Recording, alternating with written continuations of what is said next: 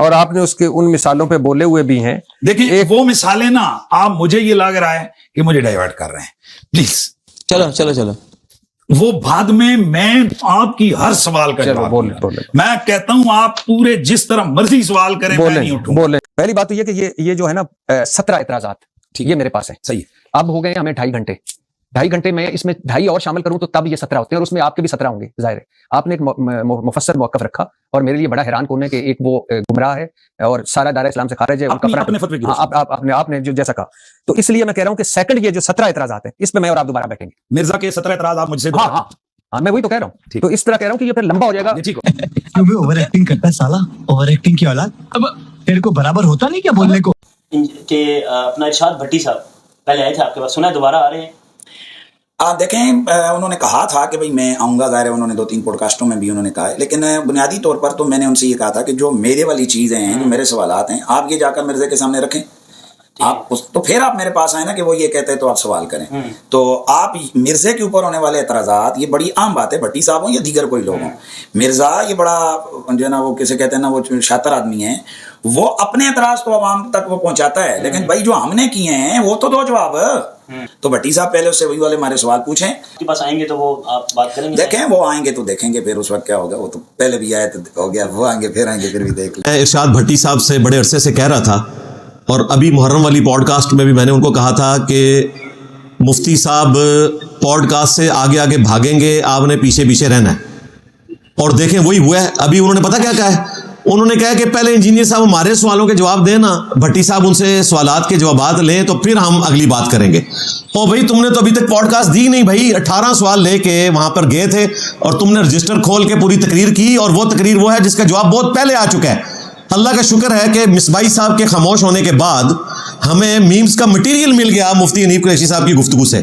وہ دیسی فنکار ٹی وی, لو سامبو اور اولڈز آر نتھنگ, یہ 3 جو میمز کے چینلز ہیں ان کے اوپر مفتی حنیف قریشی صاحب کی اس پوڈ کاسٹ کی ایک ایک بات کا جواب ہماری ویڈیوز کی شکل میں آلریڈی اپلوڈ ہو چکا ہے.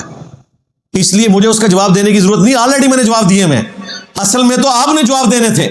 اور آج پھر سعد رضوی صاحب حفظہ اللہ تعالی کو ریبٹل کرتے ہوئے میں وہ 5 حوالے رکھ رہا ہوں. ان کی انجینئرنگ نہیں کر رہا, میں قرآن و سنت سے تمہارے بزرگوں کے ان عقائد کا رد کر چکا ہوں. تمہارے جو جواب ہیں ان کے جواب بھی پہلے دے چکا ہوں. آج صرف میں ریپیٹ کر رہا ہوں کہ ان باتوں کے جواب تم نے دینے ہیں. ویسے تو بہت زیادہ ہیں. اعلیٰ حضرت کے 12 عقیدے, وہ میری ویڈیو ریکارڈ ہے. فی الوقت میں 5 ریفرنسز پنجتن پاک کی نسبت سے دے رہا ہوں. یہ صرف ریفرنس ہے, میں ان کی ڈیٹیلز نہیں بیان کروں گا, صرف حوالے دکھا دوں گا. پرانی ویڈیوز میں نے ڈسکس کیا ہے. ریفرنس نمبر 1 چشتی رسول اللہ اور اس کے ساتھ جڑا ہوا تھانوی رسول اللہ. کیونکہ تھانوی رسول اللہ اب تمہارے کھاتے میں ہے, تم اس کے اوپر خاموش ہو گئے ہو. اب تو ہم نے فتاوی رضویہ سے اعلیٰ حضرت کا فتویٰ دکھا دیا ہے تھانوی رسول اللہ کے اوپر. اب یہ بھاگ نہیں سکتے, یہ ان کو یہ بینیفٹ بھی نہیں دے سکتے کہ تھانوی صاحب کی بھی کتاب بدل گئی ہے. الف داد رسالہ یہ خود پرنٹ کر رہے ہیں, چشتی رسول اللہ والی کتابیں یہ خود پرنٹ کر رہے ہیں. تو چشتی رسول اللہ اور تھانوی رسول اللہ ان دونوں کو کمبائنڈ کریں. اس کا جواب دینا ہے قرآن و سنت کی روشنی میں, شرعی حکم بیان کرنا ہے.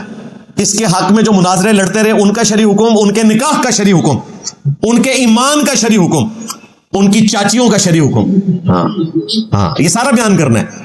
پھر اس کو بیچ کے جو کمائی کھاتے رہے ان کی کمائی کا شرعی حکم, اور اس پہ جو گونگے شیطان بنے رہے ان شیطانوں کا شرعی حکم بیان کرنا ہے. دوسرا ریفرنس کشف المحجوب سے, جو ان کے حضرت علی حجویری صاحب ہیں, انہوں نے نبی الاسلام کے اوپر ان کے صحابی کی بیوی سیدہ زینب پر بری نگاہ ڈالنا نعوذ باللہ, اور بعد میں اپنے عقد میں لینا, اس سے انہوں نے بازید بستامی کا سکر ثابت کیا ہے. اور تورات کے جھوٹے واقعے کو بنیاد بنا کے جنید بغدادی کا صحف ثابت کیا ہے حضرت داؤد علیہ السلام کے اوپر, ان کے صحابی کی بیوی پہ نظر ڈال کے اور بعد میں اس سے شادی کرنے کا واقعہ کوٹ کر کے. اس کا جواب ہمیں چاہیے بھائی. اور پیر کرم شاہ الازری جو تمہارے بڑے بزرگ ہیں جنہوں نے کشف المحجوب کو پرنٹ کروایا, یہ وہی کشف المحجوب ہے جو ہمارے بابا جی خادم رضوی بھی یوں لہرایا کرتے تھے, اسی میں یہ حوالے موجود ہیں. اس کے مقدمے میں لکھا پیر کرم شاہ صاحب نے کہ بڑی اچھی کتاب ہے. اور ضیاء القرآن جب انہوں نے تفسیر پرنٹ کی, اس میں انہوں نے کہا کہ یہ جو سیدہ زینب سے متعلق واقعہ ہے یہ کافروں نے سازش کر کے ڈال دیا ہے. اور وہ بھول گئے کہ وہ کافر خود ان کے اپنے بزرگ تھے بقول ان کے. ایک ٹکٹ میں دو مزے لیتے ہیں.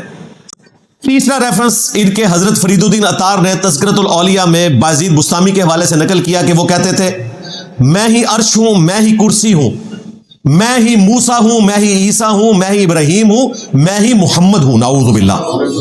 غلام احمد قادیانی دجال نے اپنے آپ کو ذلی نبی کہا تھا، امتی نبی کہا تھا. انہوں نے ڈائریکٹ کہا کہ میں محمد ہوں.